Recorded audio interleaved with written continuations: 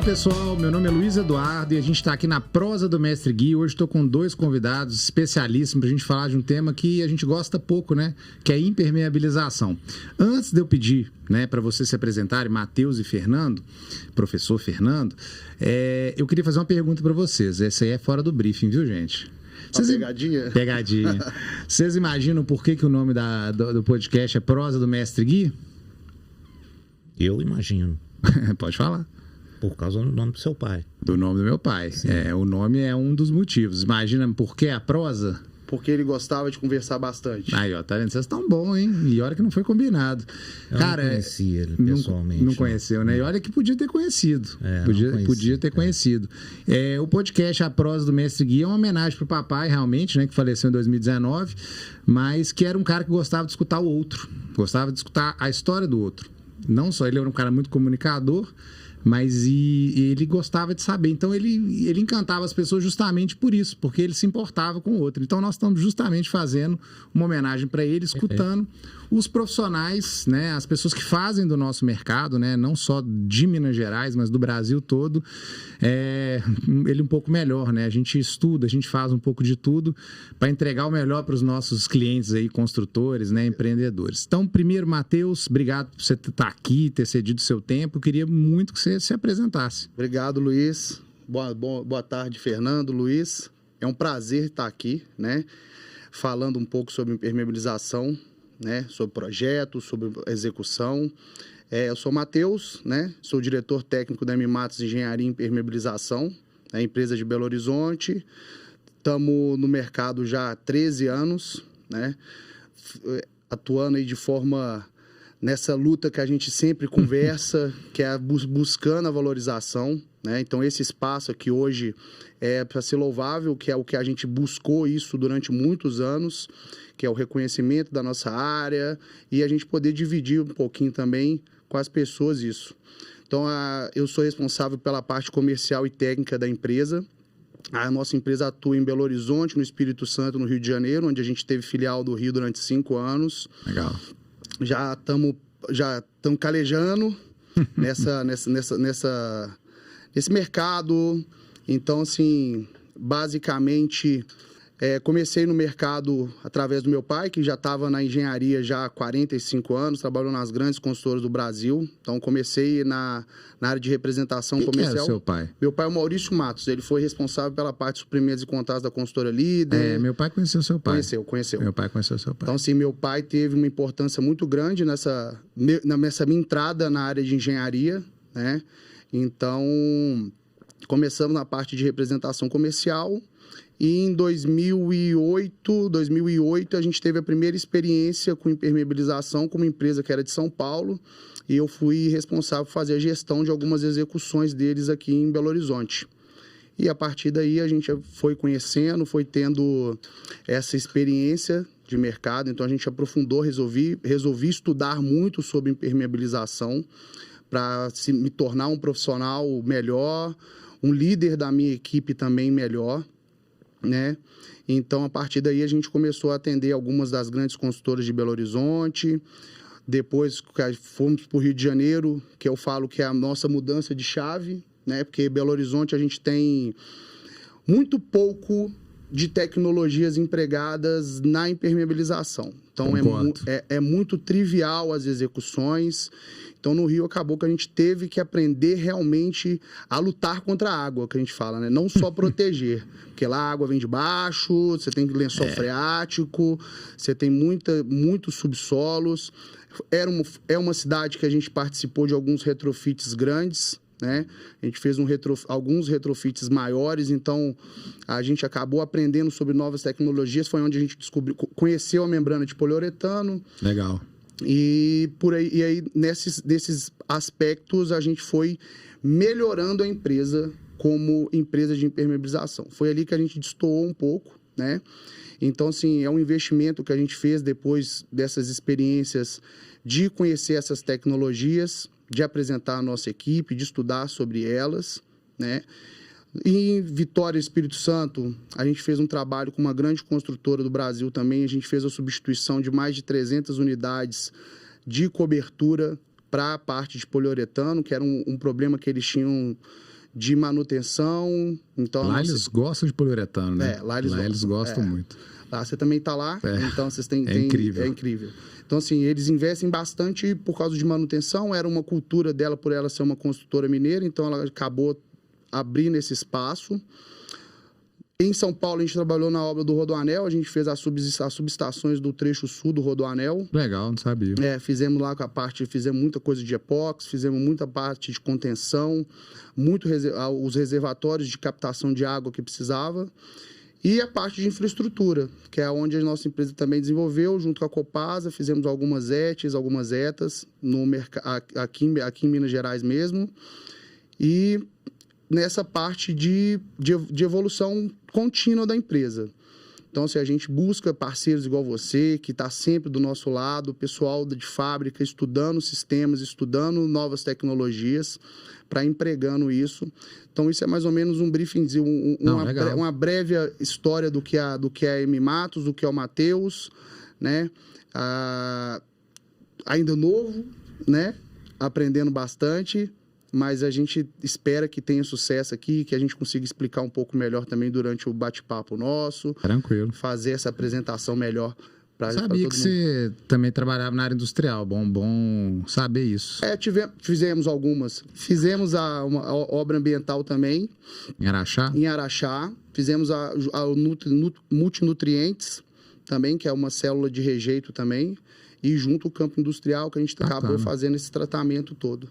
Então, basicamente é isso. Espero contribuir com esse nosso bate-papo aqui. Com certeza. O convidado foi escolhido a dedo.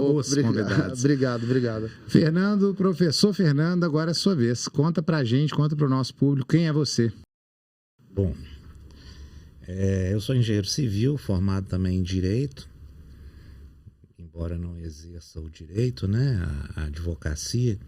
Mas como nossa empresa se chama Consultório de Engenharia, é uma empresa principalmente de engenharia diagnóstica e engenharia legal. Então a gente está sempre envolvido em questões muito próximas do direito. Sem dúvida. Né? Meus brinquedos eu tenho 60 anos, mas meus brinquedos de infância, em vez de Forte Apache, era bonequinho de asfalto. Porque meu pai, em 1940, estudou a disciplina de impermeabilização na Universidade de Coimbra. E lá Portugal é o maior país do mundo da construção civil, né? Pouca gente sabe disso. Eu não sabia. 80% da construção civil americana está na mão de portugueses. Olha só. Eles são muito bons, principalmente em assuntos de água. Então, nos anos 50, eles já trabalhavam, por exemplo, com manta de asfalto modificado autoaderente, manta inglesa, né? E meu pai veio nessa leva aí, veio para o Brasil. Primeiro foi trabalhar, ele era um artista, ele trabalhava com construção de barcos e tal, então ele tinha esse hábito e foi ser maqueteiro, engenheiro, foi ser maqueteiro. Depois não se adaptou com o Rio de Janeiro, veio para Belo Horizonte, porque aqui parece muito com a região nossa em Portugal, região transmontana, né? Dos montes, né? Na fronteira com a Espanha. Mesma região do meu pai, você acredita? Traz os montes. Traz os montes. Olha só. Nossa família é de lá, originária. Não é uma região pequena, mas... Aí meu pai veio, nos anos 50, ele começou a trabalhar com impermeabilização. Oficialmente em 56 ele montou uma empresa de nome Acrópole, Empresa Mineira de Impermeabilização. Parece pouco, mas não é, porque, por exemplo, a Isoterma de São Paulo é data de fundação em 1958, Asfaltadora Brasileira 66, Asfaltadora Pernambucana 68. Ele é pioneiro. Ingeterm 73, Imadel e Isolar anos 70, 80. Então, oficialmente, a gente não sabe quantas empresas de impermeabilização haviam, mas papai era, se não a primeira, uma das primeiras, né? Com isso, ele trabalhou diretamente com todos esses grandes consultores, né? Mendes Júnior, Andrade Gutierrez, essas empresas todas, Tacom, Santa Bárbara, algumas que nem existem mais, Elo, Arco Engenharia, essas grandes empresas. Dr. Hélio Martins, da Martins e Klein, que depois virou outra que está no mercado aí, Gressa, da Martins e Klein, enfim. E eu nasci dentro desse contexto, quer dizer, como filho único, homem de pai, engenheiro, eu rodava a obra, né? Oficialmente desde os 15 anos, trabalhando com meu pai. Então, eu costumo dizer que quem trabalha na área de impermeabilização, a água é um elemento muito volátil e ele perpassa todas as partes da edificação. Então, é muito difícil você trabalhar com água sem conhecer a edificação como um todo. Eu acabei me especializando na impermeabilização, sim, tanto que a disciplina de impermeabilização da FUMEC fui eu que fundei quando eu me formei lá e fui o professor dela durante anos. Depois eu saí para trabalhar para uma empresa de asfalto da Venezuela, que naquela época estava bombando e tal, e saí e na ocasião indiquei o professor que me sucedeu lá na FUMEC durante muitos anos. Mas é a minha área de... Então, existia uma revista antiga, chamava Impermeabilizar, que é do Zé Miguel Faria Morgado, que hoje é do IB. Isso. Aí eu tinha uma coluna nessa revista. Então, sempre gostei muito desse contexto da impermeabilização. E fui aplicador, né? Pois é. Fui aplicador, assim. Eu considero os aplicadores verdadeiros heróis. Nem todos ficam ricos como o Matheus. Você ficou. Com esse tanto de obra que você fez aí, ou você ficou rico, ou você é bom de impermeabilização e mal de gestão, né? Mas eu tenho certeza que você ficou rico. Mas é difícil, cara. O mercado de impermeabilização para o aplicador é muito cruel. Ele é. Porque acaba que tudo estoura na mão dele. E existem pressões de prazo, pressão sazonal, né, estacional. Pinta logo essa piscina molhada, mas não posso, usa um primer à base de água, quer dizer, é uma pressão grande. O aplicador tem uma deficiência, na minha opinião, e eu fui aplicador e tive essa mesma deficiência. Quando eu falo que eu fui aplicador, Matheus, eu tinha 140 aplicadores de manta em carteira assinada. Você que é dono de impermeabilização, você imagina. Então eu tinha 5 filiais no Brasil, colocava 40, 50 mil metros quadrados de impermeabilização no mês, que hoje não sei como é que é o mercado hoje, mas numa época em que fazia-se 1 milhão de metros quadrados no Brasil. Quantidade significativa. Então, era significativo, né? Então, para você ter uma ideia, o tanto que eu sofri. Sofri com força. No pico, a gente com 60 aplicadores, a gente já estava numa loucura. Pois é. Então eu sofri, né? 5 filiais, sendo que eram filiais em lugares complexos, uma delas em Manaus. Mas numa época de ouro, né? Era uma época importante. Como nós éramos. Eu fui participar de um concurso do IB e fiz uma apresentação lá, que é de um trabalho meu e tudo, que no final do resto eu fui premiado nesse concurso.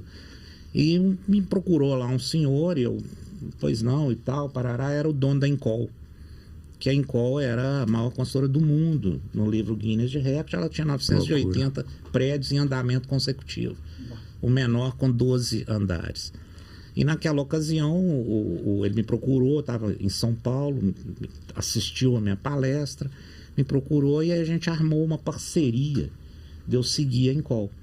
Então, por isso que eu fui parar em lugares tão longe, para atender lugares onde não tinha aplicador. Entendi. Né? Mas, enfim, isso são águas passadas, a aplicação. Mas eu entendo o seu problema. Porque hoje eu sou perito e fiscal de alguma maneira. Eu não gosto da palavra fiscal porque é pesada.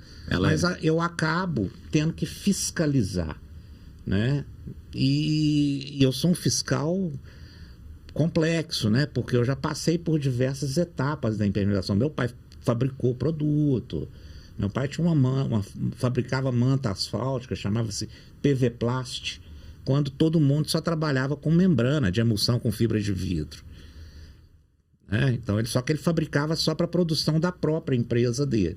Então, a Aracruz Celulose, por exemplo, é toda impermeabilizada com PV Plast. Era lá, sei lá, 20 mil metros de impermeabilização, feito pela Mendes Júnior, a obra, primeira etapa, e ele usava lá a manta fabricada por ele. Isso lá nos anos, eu era menino. Né? Entendi. Então, passei por todo esse processo aí. Hoje eu estou na área de patologia, porque 70% dos problemas de uma obra derivam da água, não só da impermeabilização, mas ou hidráulica, ou drenagem, sim, né? ou impermeabilização propriamente dita, ou outros tipos de cobertura, telhado, e vai para aí afora. As pessoas costumam achar que eu sou um engenheiro com muito conhecimento, isso e aquilo. Na verdade, eu tive uma escola de problemas, né? Você aprende muito com a dor na carne. Sem dúvida. E quem combate a água ou se associa a ela, porque depois de muito tempo você aprende que a água você não combate, você se associa a ela. É isso aí, o professor meu falava isso, nunca brigue com a água, não você brigo com sempre a água, vai perder. Eu me associo a ela. É isso aí. A drenagem, por exemplo, por exemplo, é uma forma de você se associar a ela, né? Então é isso, acho que a minha história é essa. Muito legal. Aqui eu falei de uma forma muito breve, né? Mas eu costumo dizer que eu tenho 45 anos de mercado de obra. As pessoas fazem a conta e falam, é impossível, o cara tem 60 anos, menos 45, sobra 15. Mas é que com 15 anos eu já trabalhava em obras de engenharia prontamente com meu pai, né? Ele que era o papa da impermeabilização e eu estava na cola, eu era o que pegava os rabos de foguete. Melhor escola possível também, né? É isso aí. O pai Pelo visto aqui nós temos 3 casos, né, de que seguiu o pai, ou que o pai teve boa contribuição aí. Não, o meu contribuiu demais. Mas você falou do seu, também. O meu me incluiu, o meu me inseriu na engenharia. Eu sempre participei de obra, né? Então, sempre ia nas obras com meu pai, acompanhava aquele mundo para mim, sempre foi fascinante, eu sempre achei muito legal o campo de engenharia. E acaba que você vai pelo caminho natural mesmo, Sim. E você vai absorvendo. Isso aí. E no caso, a gente vai se especializando no que a gente pretende fazer, né? Mas legal, nova história do professor Fernando. Eu vou aproveitar esse gancho para a gente já ir para o segundo momento, porque você já falou de muita coisa legal que eu quero discutir. A gente não tem muito tempo para falar, até porque quem está nos escutando ou nos assistindo quer saber um pouquinho dos causos, né? Acho que essa é uma ideia legal. Mas eu queria fazer algumas perguntas, né? Eu acho que aqui a gente tem 2 tipos de profissionais em que são extremamente gabaritados para falar sobre isso. Então, o que a gente vê, né? Nós vemos uma cultura, né? Não vou falar que é do brasileiro, mas uma cultura local que é nossa, né? Da nossa sociedade, da nossa comunidade, em que a gente percebe uma falta, você falou isso, Matheus, de valorização, né, do profissional da impermeabilização. Porque assim, mesmo na área de edificação, principalmente residencial e comercial, e que tem a questão da venda do metro quadrado, isso pressiona custo, mas até na área industrial a gente percebe isso muito, que ali às vezes um valor de hora parada de uma máquina é muito caro, e mesmo assim a gente vê uma pressão muito forte. E nem sempre a valorização que deveria ser feita pensando em desempenho e durabilidade, que eu acho que são os grandes pilares. Então a pergunta, para deixar bem polêmico, primeiro para você, que está aqui do meu lado aqui de cá, Matheus, por que fazer um projeto de impermeabilização? Convença essa turma, Matheus. Tentar. Luiz, assim, o que a gente sempre deixa hoje claro para os nossos clientes, né? Que a gente tenta deixar explicado, né? O projeto de impermeabilização ele é a base para a segurança e para a garantia de uma obra, né? É onde o projetista vai fazer o estudo, né? Faz o estudo do que é necessário para que aquela área, que aquele local tenha uma durabilidade, que atenda às normas, né? E para o cliente ter realmente um produto que vai ser eficiente para a obra dele. O que eu falo sempre é isso. Quando você contrata um projetista, que você tem um projeto, você auxilia toda a cadeia. Você vai auxiliar a empresa de aplicação, você vai auxiliar o seu cliente final e a construtora que está fazendo a execução da obra, ela vai ter ela consegue melhorar a fiscalização, o acompanhamento da obra. Então, assim, você torna uma obra... A economia, né, também que você vai ter com o projeto, porque você consegue determinar quais são os tipos de produto, você consegue validar o que vai ser eficiente ou não. E o projeto, para mim, hoje, é o fundamental para que eu possa fazer um bom trabalho, né? Tentei vender. Mas é isso mesmo. Eu vou escutar agora a opinião do professor Fernando. O projeto, e aí não o de impermeabilização, mas a palavra projeto, ela deriva de projetum, uma palavra que significa vir antes, a priori.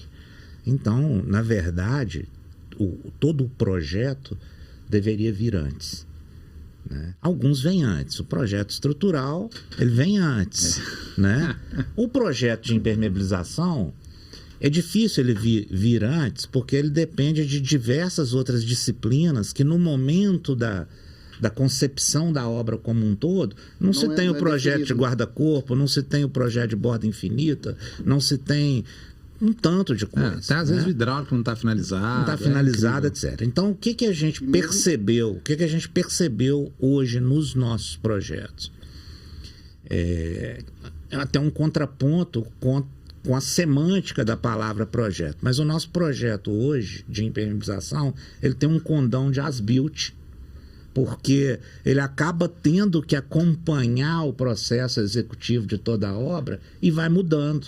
Ele vai mudando. Concordo. E se ajustando à obra, de forma que, além de ter um projeto, além de ter um especialista que faz os acompanhamentos do projeto, e, por óbvio, se você é especialista, você entra na obra, você vê que o que um aplicador está fazendo, ou uma construtora fazendo alguma coisa equivocada, você opina, né? Então, ele tem também um fiscal que está por trás do projeto.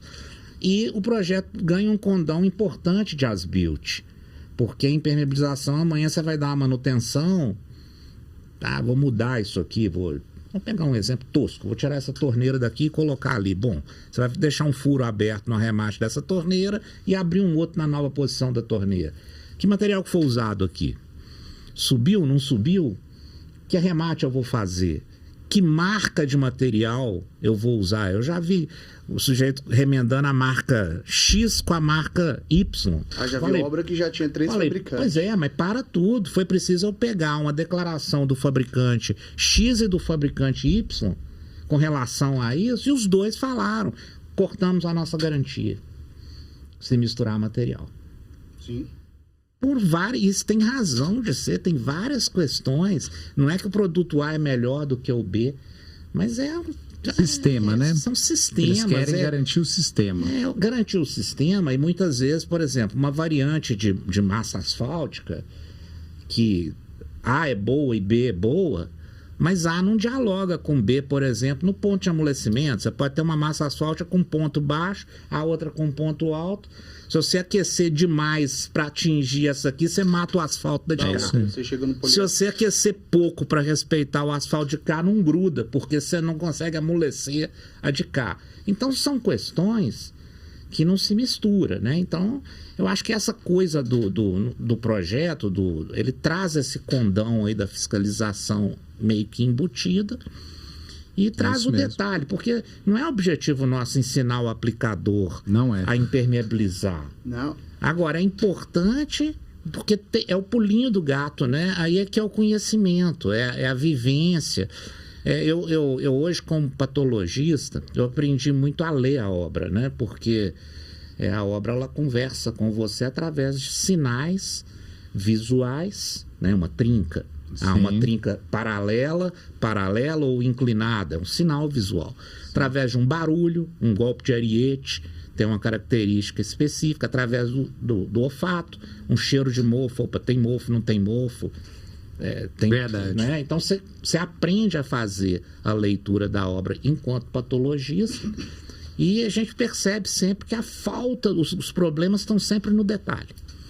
O detalhamento é muito importante. Está no detalhe, não está na calandra da manta lá, do fabricante fulano ou beltrano. Aquilo foi comprado lá não sei quantos euros, controlado a laser. Transportou a manta certa, estocou certo. Emendou. emendou certo, que é o difícil, né? Fazer a emenda no ponto certo. Emendou certo, mas subiu a impermeabilização 30 centímetros, a construtora não tem um projeto, não tem nada, ela sobe o contrapiso. É isso aí. E afoga o rodapé da impermeabilização. É verdade, é isso aí. Então, isso é detalhe de projeto. É detalhe de projeto, né? Então eu vejo o projeto com essa importância hoje. Ela tem outras importâncias, até documental. A construtora quer criar corresponsáveis, né?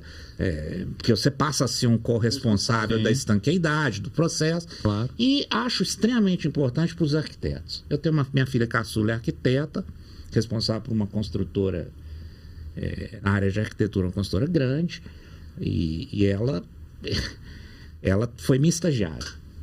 Então, na época eu perguntava para ela, fez ela todos sofrer os seus, ou não? Muito, ela chorava quase todo dia. Chorava quase todo dia. Mas ela se posicionou muito bem no mercado porque aprendeu engenharia civil sendo arquiteta. Ótimo. Mas ela perguntava para as colegas de sala o que é uma maquita. Ninguém sabia. Eu falava, minha filha, é impossível. Todo mundo tem que saber o que é uma maquita. Ela, não, pai, nem todo mundo. Eu falei, tem que saber. Uma maquita tem que saber. Porque senão você não sabe diferenciar prego de parafuso. Um é liso, o outro tem rosquinha. E os arquitetos, a verve deles é diferente. A verve deles é criativa, aproveitamento de espaço, estética. E muitas vezes é obrigação do projetista de impermeabilização jogar luz no processo. Falar, olha, ok, aqui vai ficar mais bonito, vai ficar mais antropodinâmico, vai ficar mais confortável para o seu usuário, você vai vender seu imóvel mais fácil, mas vai dar problema. Não tem problema nenhum, parece que existe documento. Você quer fazer assim? Escreve aí, vamos fazer uma escusa aqui de garantia. E assim vai. Então, acho que o projeto tem sido, a gente percebe isso, que as pessoas custam para aceitar. Acham caro, acham que é Ctrl+C e Ctrl+V, e muitas vezes é mesmo. Grande parte, na verdade. Grande parte é isso mesmo, né? Mas, quando entra, fala, pô, por que eu não peguei isso antes? Porque é nos detalhes que a gente elimina os problemas. Então, assim, vendo aonde que pode ocorrer. O projetista, ele vai além da execução, né? Você vai prever o que vai ter depois. A empresa de execução, quando vai sem projeto, né? Quando ela vai na especificação básica, ou então alguns clientes, o consultor fala, eu fiz assim a vida toda e assim que vai funcionar. Mais escuto. É o que a gente escuta muito. E aquela frase, né? Se você não quiser fazer, tem uma fila ali atrás que está com interesse de executar. Então, assim, a gente... Pressão de mercado. Pressão de mercado. E a gente sempre fala que quando a gente chega numa obra que tem o projeto de impermeabilização, a gente sente segurança em todos os processos. Claro. Porque eu consigo reunir com a minha equipe antes, falar com ela, ó, tal área é executada assim, tem um consumo assim, tem um detalhe naquele tubo que tem que prestar atenção, vai ter um rufo que vai subir aqui, vai ter uma chaminé. Você não precisa pensar, né? Já está pensado. Eu não preciso pensar, mas normalmente eu penso depois que a gente executa e começa a quebrar. Que aí fala, aqui tinha um rufo. Mas cadê o rufo? Cadê a previsão dele? Cadê o tubo? Jeito. É o artesanato da construção civil. Começa, aí começa a quebrar, e aí eu começo a ter pontos de fragilidade no que eu estou entregando para o cliente, que a garantia continua minha. E o cliente não vai. E o cliente normalmente ele vai chegar assim e falar assim: problema. Você fez, agora quebrou, refaz. O que eu vejo aqui, os construtores hoje que contratam um projeto, o feedback que eu obtenho, pelo menos dos projetos que a gente faz lá, não faço mais nenhuma obra sem projeto. Simples assim. Esses aí são os que estão cansados também de tomar prejuízo. Só sofredor. Só sofredor. Gente, na vida... Não, é só sofredor. Mas os meus clientes, todos têm uma história pregressa qualquer de problema. Todos. E eles sabem o tamanho do problema. Eu, como patologista, como perito, sei o tamanho do problema que a água causa e... há situações que são complexas porque os dois querem fazer errado. O construtor quer que faça errado e o aplicador precisa fazer errado. Vou te dar um exemplo clássico da imprimação com pintura à base de água. O construtor tem prazo. vai aplicar uma solução no chão, tem que esperar secar. Não tem jeito, nós estamos numa situação estacional de chuva. E o aplicador precisa fazer medição. Se ele não soltar a impermeabilização, ele não recebe. Aí você juntou a fome com a vontade de comer. Então é nessa hora aí que o projetista tem que... Opa, calma lá. Joga a luz no processo, fala, gente, calma aí, vamos... Né? Então tentar acho que atender gregos e troianos. É isso, exatamente. E é difícil. É difícil. Mas assim, é difícil, mas é possível. A gente tem conseguido uma boa relação com todos os aplicadores, mesmo os pequenininhos, né? Agora é lógico, né? A gente tem que trabalhar fora do espectro da empáfia, né? Você não pode, o aplicador não pode ser marrento, porque eu, como todo engenheiro civil, sou meio ogro. Todo engenheiro civil é meio ogro. Existe delicado para poder falar, né? Existe o ignorante, favor, e o que finge bem. Existe o espontâneo e o que finge bem, que é educado. Mas nós fomos treinados para ser grosso. Não tem jeito. Para lidar com o tipo de recurso humano, a problemática. Construção civil, gente, é um emanador de problema. Aquilo gera um espectro de problema para tudo quanto é lado. Eu te falo isso de cadeira porque o grosso do nosso trabalho, que é diagnose, que é diagnóstico de problema de obra, putz, é inacreditável. Vou te dar um número aqui, só para ficar num número. Dentro do Vale dos Cristais, que é um condomínio, que deve ter hoje 350 casas, talvez umas 100 e uns pombinhos em construção e 200 prontas, vamos dizer assim. Eu participei direto ou indiretamente de mais de 150. É um absurdo. É um número assustador.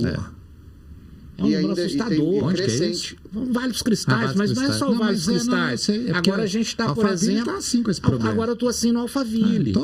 A minha demanda de patologia no Alphaville é um absurdo. Mas aquela conversa que a gente bate às vezes, né? Que é o que a gente conversa, que é... O cara tem um projeto de uma casa de, vamos arredondar, 10 milhões de reais. Sim. Aí na impermeabilização, que está custando 600 mil reais, ele quer economizar. Na impermeabilização que ele vai fazer com a qualidade, que ele vai pensar em ter algo bom, ele vai querer economizar. Então, assim, a cultura do construtor, às vezes, eu tenho um cara que me acompanha, que faz para mim, mas... Você vai evoluindo as construções. E a rede do WhatsApp do celular do pessoal do condomínio? Eu tenho um amigo que tem lista preta e lista negra. Lista branca e lista preta, tá? Eu hoje, o meu maior vendedor, graças a Deus, são as listas brancas de condomínio, porque a gente dá resultado, aí cai ali na boca.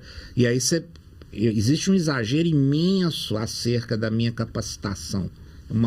É o mito, né? Que é aquela coisa, vão repetindo muito sequencialmente que você é bom. No final todo mundo te acha bom sem você nem abrir a boca, né?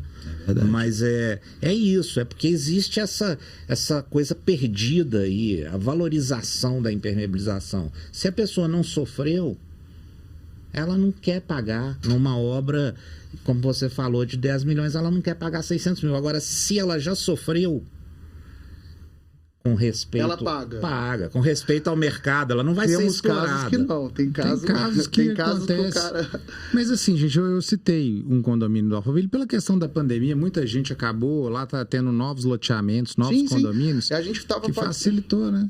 A gente participou de um processo lá, a gente tem um conhecido, que ele tem um terreno no Costa Laguna. Então, assim, essa rede, igual você falou, de informação, que acaba também não profissionalizando o que a gente está ofertando. Porque, igual eu falo assim, ele recebe tudo pelo grupo. É tudo pelo grupo. Ele me mostrou um dia, tem um manteiro que fez para mim, que vem ele e o sobrinho dele e resolve, faz bem feito e resolve. Queimador de manta, gente. Isso é queimador de manta. Sabe o que é o problema? Aí não é só o queimador. Todos eles, inclusive a construtora, tem o seguinte discurso. Eu já fiz assim, eu já entreguei 200 coberturas assim. Aí eu, como chato, né? Eu sou sempre chato, eu falo, você tem aí igual o sujeito do Chico Anísio, tem aí uma prova, eu falo, você tem aí o telefone que você deu para os 200 para saber que está tudo funcionando? Porque se vazar, o cara vai querer chamar outro para consertar. Ele não te liga. Ele não vai te ligar. A não ser que tenha sido então, muito recente. Pois é, mas em regra, essa história de que já fiz 200 assim, nunca tive problema, você ligou para os 200? Concordo. Você entendeu? Concordo. Então isso é uma história. E o operário é a mesma coisa, principalmente à medida que você vai saindo da empresa de impermeabilização e vai caindo no aplicador, ele tem sempre essa história. Eu sempre fiz assim e nunca tive problema. Você voltou para perguntar? Não volta. E depois, quando o problema é maior, aí buscam empresas, né, especializadas para poder resolver, né? Que é o normal. Mas assim, o que a gente vê é isso, assim, é a busca de entendimento. O nosso cliente, ele tem que entender a importância da impermeabilização. Né? Ele tem que tentar entender como que funcionam os custos. Igual a gente está falando. Um custo de retrabalho, um custo de você chegar e ter que quebrar uma área, uma casa habitada, que o cliente tem que sair para poder executar. Sim. Porque aí, o transtorno que isso gera. Você gera transtorno. Ou você chegar, como eu já cheguei, numa casa com um tanto de tapete persa pendurado no guarda-corpo, pingando tinta vermelha lá embaixo, R$80 mil cada tapete, danificado por vazamento. Ou se você der o azar, numa obra de alto padrão, de vazar carbonato de cálcio na pintura de uma Porsche.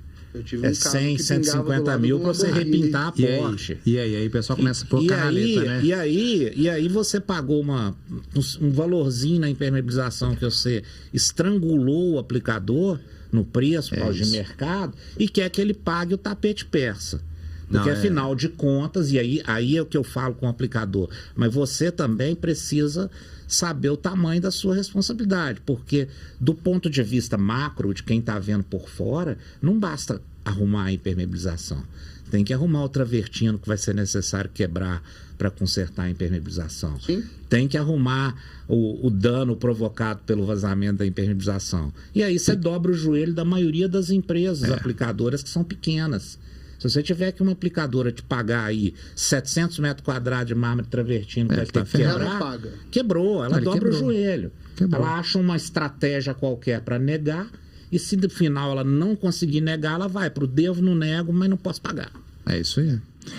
Pessoal, estou gostando muito do papo. Fiz uma pergunta, estou com um monte de pergunta aqui e rendeu, né? Você vê como é que o assunto que é tão desvalorizado, né, pela comunidade de construção, né, vamos dizer assim, não de engenharia como um todo, rende papos tão bons e casos muito interessantes. Então nós vamos fazer o seguinte, para você que está nos escutando ou nos assistindo, semana que vem vai ter mais uma parte com o restante do nosso podcast, inclusive para saber um pouco mais sobre os nossos convidados, tá bom?